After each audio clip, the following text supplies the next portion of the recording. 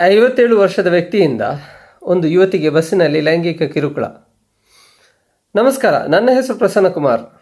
2010 September ತಿಂಗಳಲ್ಲಿ ನಡೆದ ಒಂದು ಘಟನೆಯ ಬಗ್ಗೆ ನಾನು ನಿಮಗೆ ಈ ವಿಡಿಯೋ ಮೂಲಕ ತಿಳಿಸ್ತೇನೆ.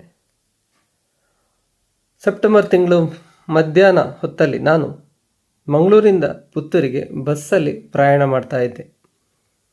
ಮಧ್ಯಾಹ್ನದ ಸಮಯ ಆದ ಕಾರಣ ನಾನು ಹಾಗೆಯೇ ನಿದ್ರೆ ಮಾಡ್ತಾ ಇದ್ದೆ. ಕೆಲ ಕಾಲ ನಂತರ ಅದೇನೋ ಶಬ್ದ ಕೇಳಿ ನನಗೆ ಎಚ್ಚರಿಕೆ ಆಯಿತು. ಎಚ್ಚರಿಕೆ ಆದಾಗ ಒಂದು ಮಧ್ಯವಯಸ್ಕನಿಗೆ ಸ್ವಲ್ಪ ಜನ ಯುವಕರು ಸೇರಿ ಹೊಡೀತಿರುವುದನ್ನು ನೋಡಿದೆ. ನಂತರ ಆ ವ್ಯಕ್ತಿಯನ್ನು ಬಸ್ಸಿನಿಂದ ಅವರು ಕೆಳಗಿಳಿಸಿದರು. ಬಸ್ಸು ನಿಲ್ಲಿಸಿ ಬಸ್ಸಿನಿಂದ ಕೆಳಗಿಳಿಸಿದರು. ನಾನು ನನ್ನ ಪಕ್ಕ ಕುಳಿತ ವ್ಯಕ್ತಿ ಬಳಿ ಏನಾಯಿತು ಎಂದು ಕೇಳಿದಾಗ ಅವರು ಆ ಮಧ್ಯವಯಸ್ಕ ಅವರ ಎದುರು ಕುಳಿತ ಯುವತಿಗೆ ಕಿರುಕುಳ ನೀಡಿದ ಕಾರಣ ಆ ಯುವತಿ ಆ ವ್ಯಕ್ತಿಯ ಕಪಾಳಕ್ಕೆ ಹೊಡೆದ್ರು. ನಂತರ ಆ ಬಸ್ಸಲ್ಲಿದ್ದ ಯುವಕರು ಸೇರಿ ಆ ವ್ಯಕ್ತಿಗೆ ಹೊಡೆದು ನಂತರ ಬಸ್ಸಿನಿಂದ ಕೆಳಗಿಳಿಸಿದ ವಿಷಯ ನನಗೆ ಹೇಳಿದರು. ಲೈಂಗಿಕ ಕಿರುಕುಳ ಬಗ್ಗೆ ಕೇಳಿದಾಗಲ್ಲ ಮಧ್ಯವಯಸ್ಕರ ಹೆಸರೇ ಹೆಚ್ಚಾಗಿ ಕೇಳಬರ್ತದೆ. ಈ ಥರ ಮಧ್ಯವಯಸ್ಕರು ಯಾಕೆ ಕಿರುಕುಳ ನೀಡ್ತಾರೆ ಎಂದು ಕೇಳಿದರೆ ಅದಕ್ಕೆ ಹಲವಾರು ಕಾರಣ ಇದೆ. ಅದರಲ್ಲಿ ಒಂದನೇದೇನೆಂದರೆ, ಸಾಮಾನ್ಯವಾಗಿ 50 ವರ್ಷ ದಾಟಿದ ಒಬ್ಬ ವ್ಯಕ್ತಿಯ ಹೆಂಡತಿ ನಾರ್ಮಲಿ ಮೆನೋಪಾಸ್ ಆಗಿರ್ತದೆ. ಮೆನೋಪಾಸ್ ಆದಾಗ ನಾರ್ಮಲಿ ಅವರಿಗೆ ಈ ಸೆಕ್ಸಲ್ಲಿ ಇಂಟ್ರೆಸ್ಟ್ ಕಡಿಮೆ ಆಗ್ತದೆ. ಇನ್ನೊಂದು ಕಾರಣ ಅದೇನೆಂದರೆ, ಮಕ್ಕಳೆಲ್ಲ ದೊಡ್ಡವರಾದ್ರಲ್ಲ, ಇನ್ನು ನಾವು ಈ ಥರ ಇರೋದು ಸರಿಯಲ್ಲ ಅಂತ ಭಾವಿಸ್ತಾರೆ. ಮತ್ತೊಂದು ಕಾರಣ ಏನಂದರೆ, ಇಷ್ಟು ಪ್ರಾಯ ಆಯ್ತಲ್ಲ, ಇನ್ನು ನಮ್ಮ ಜೀವನ ದೇವರಿಗೆ ಅರ್ಪಣೆ ಮಾಡಿ ದೇವರ ಧ್ಯಾನದಲ್ಲಿ ಜೀವನ ಮುಂದುವರಿಸಬೇಕು ಅಂತೆಲ್ಲ ಭಾವಿಸೋರು ಕೂಡ ಇದ್ದಾರೆ. ಆದರೆ ಇಲ್ಲೊಂದು ಸಮಸ್ಯೆ ಏನಂದರೆ, ಹೆಚ್ಚಾಗಿ ಗಂಡಸರಿಗೆ ಈ ಸೆಕ್ಸಲ್ಲಿ ಇಂಟ್ರೆಸ್ಟ್ ಕಡಿಮೆ ಆಗಿರಬೇಕು ಅಂತೇಳಿ ಏನೂ ಇಲ್ಲ. ಅಂದರೆ ಒಬ್ಬ ಹೆಲ್ದಿ ಗಂಡಸ ಆಗಿದ್ದರೆ ಅವನಿಗೆ ಸೆಕ್ಸಲ್ಲಿ ಇಂಟ್ರೆಸ್ಟ್ ಇರ್ತದೆ. ಮತ್ತು ಮನುಷ್ಯ ಹೇಗೆ ಅಂದರೆ, ಉಳಿದ ಪ್ರಾಣಿಗಳ ಥರ ಸೀಸನಲ್ ಅಲ್ಲ ಅವನ ಇಂಟ್ರೆಸ್ಟ್. ಅವನಿಗೆ ಈ ಹೇಳಿದ 365 ದಿನ, ವರ್ಷದಲ್ಲಿ 365 ದಿನ ಕೂಡ ಸೆಕ್ಸಲ್ಲಿ ಯಾವುದೇ ವ್ಯತ್ಯಾಸ ಇರಬೇಕು ಅಂತೇಳಿ ಏನೂ ಇಲ್ಲ. ಒಂದು ಒಳ್ಳೆಯ ದಾಂಪತ್ಯ ಜೀವನಕ್ಕೆ ಸೆಕ್ಸ್ ಬಹಳ ಇಂಪಾರ್ಟೆಂಟ್. ಅದನ್ನು ಗಂಡ ರೆಫ್ಯೂಸ್ ಮಾಡಿದ್ರು, ಹೆಂಡತಿ ರೆಫ್ಯೂಸ್ ಮಾಡಿದ್ರು ಕೂಡ ಆ ದಾಂಪತ್ಯ ಜೀವನದಲ್ಲಿ ಬಿರುಕು ಬೀಳುವ ಸಾಧ್ಯತೆ ಜಾಸ್ತಿ. ಮತ್ತು ಯಾರಾದರೂ ಒಬ್ಬರು ಅಡ್ಡದಾರಿ ಹಿಡಿಯುವ ಸಾಧ್ಯತೆ ಅಂತೂ ಬಹಳ ಹೆಚ್ಚು.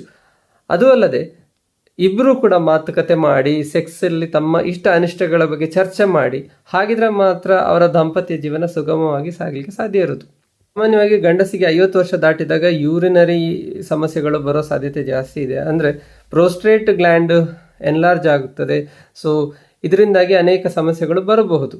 ಸೊ ಅದರಲ್ಲಿ ಪ್ರೋಸ್ಟೇಟ್ ಕ್ಯಾನ್ಸರ್ ಕೂಡ 50 ವರ್ಷ ದಾಟಿದ ಗಂಡಸಿಗೆ ಬರೋ ಸಾಧ್ಯತೆ ಜಾಸ್ತಿ. ಸೊ ಜಸ್ಟ್ ಒಂದು ಬ್ಲಡ್ ಟೆಸ್ಟಲ್ಲಿ ಇದನ್ನು ಕಂಡುಹಿಡಿಲಿಕ್ಕಾಗ್ತದೆ. PSA ಅಂತ ಒಂದು ಬ್ಲಡ್ ಟೆಸ್ಟ್ ಮಾಡಿದರೆ ಈ ಪ್ರೋಸ್ಟೇಟ್ ಕ್ಯಾನ್ಸರ್ ಬರೋ ಸಾಧ್ಯತೆಯನ್ನು ಕಂಡುಹಿಡಿದು ಅದಕ್ಕೆ ಬೇಕಾದ ಟ್ರೀಟ್ಮೆಂಟ್ ಎಲ್ಲ ಕೊಟ್ಟು ಅದನ್ನು ಸರಿಪಡಿಸಲಿಕ್ಕೆ ಸಾಧ್ಯ ಆಗ್ತದೆ. ಅವರು ಭಾವಿಸ್ತಾರೆ, ನಾನೇನು ತಪ್ಪು ಮಾಡಲಿಲ್ಲ, ನಾನು ನಿಯತ್ತಲ್ಲಿದ್ದೇನೆ, ನಾನು ದೇವರನ್ನು ನಂಬಿಕೊಂಡಿದ್ದೇನೆ, ಸೊ ನನಗೆ ಯಾವುದೇ ರೋಗ ಬರೋದಿಲ್ಲ ಅಂತೆಲ್ಲ ಭಾವಿಸ್ಕೊಂಡಿರುವ ಬಹಳಷ್ಟು ಜನ ಇರ್ತಾರೆ. ಸೊ ನಾನು ಹೇಳೋದಿಷ್ಟೇ, ಪ್ರಾಯ ಆದ ಹಾಗೆ ರೋಗಗಳು ಬರುವ ಸಾಧ್ಯತೆಗಳು ಜಾಸ್ತಿ. ಸೊ ಎಸ್ಪೆಷಲಿ 50 ವರ್ಷ ದಾಟಿದ ಗಂಡಸರಿಗೆ ಪ್ರೋಸ್ಟೇಟ್ ಕ್ಯಾನ್ಸರ್ ಬರೋ ಸಾಧ್ಯತೆ ಜಾಸ್ತಿ. 35 ವರ್ಷ ದಾಟಿದ ಹೆಂಗಸರಿಗೆ ಬ್ರೆಸ್ಟ್ ಕ್ಯಾನ್ಸರ್ ಬರೋ ಸಾಧ್ಯತೆ ಜಾಸ್ತಿ. ಸೊ ಹೆಚ್ಚಿನ ರೋಗಗಳೆಲ್ಲ ಪ್ರಾಯ ಆದ ಹಾಗೆ ಬರುವಂಥದ್ದು. ಅಂಥದ್ರಲ್ಲಿ ಜಸ್ಟ್ ಒಂದು ಬ್ಲಡ್ ಟೆಸ್ಟ್ ಮಾಡಿಕೊಂಡು ಪ್ರೋಸ್ಟೇಟ್ ಕ್ಯಾನ್ಸರ್ ಇದೆ ಅಂತ ಚೆಕ್ ಮಾಡಲಿಕ್ಕೆ ಆಗ್ತದೆ. ನಮ್ಮ ಸಮಾಜದಲ್ಲಿ ಸೆಕ್ಸ್ ಬಗ್ಗೆ ಮುಕ್ತವಾಗಿ ಮಾತಾಡಲಿಕ್ಕೆ ಅವಕಾಶ ಇಲ್ಲ. ಅದಕ್ಕೆ ಹಲವಾರು ಕಾರಣ ಇದೆ.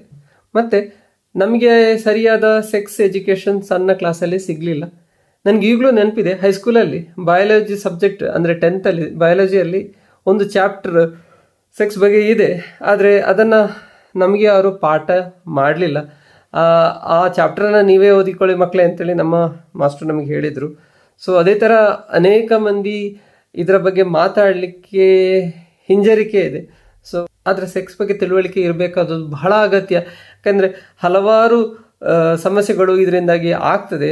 ನಮಗೆ ಇದರ ಬಗ್ಗೆ ಸರಿಯಾಗಿ ನಾಲೆಜ್ ಇಲ್ಲದ್ರೆ ಒಂದು ವ್ಯಕ್ತಿಯನ್ನು ರೂಪಿಸುವಲ್ಲಿ ಪ್ರಮುಖ ಪಾತ್ರ ವಹಿಸುವಂತಹ ಫಿನಾನ್ಷಿಯಲ್ ಎಜುಕೇಷನ್, ಸೆಕ್ಸ್ ಎಜುಕೇಷನ್ ಯಾವುದು ಕೂಡ ನಮ್ಮ ಪಠ್ಯಕ್ರಮದಲ್ಲಿ ಸರಿಯಾಗಿ ಇನ್ಕ್ಲೂಡ್ ಮಾಡಲಿಲ್ಲ.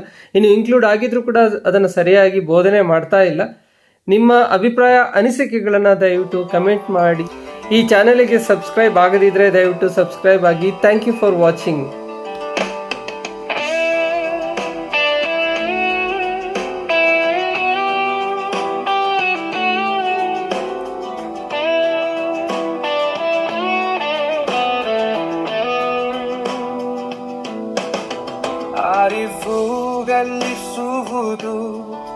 ಸುಲಭವಲ್ಲ ಮಾರಯ್ಯ, ಸತ್ಯಕ್ಕಾಗಿ ಸುಳ್ಳು ಸಿಹಿ ಇರುತ್ತಾಯೆ ಮಾರಯ್ಯ.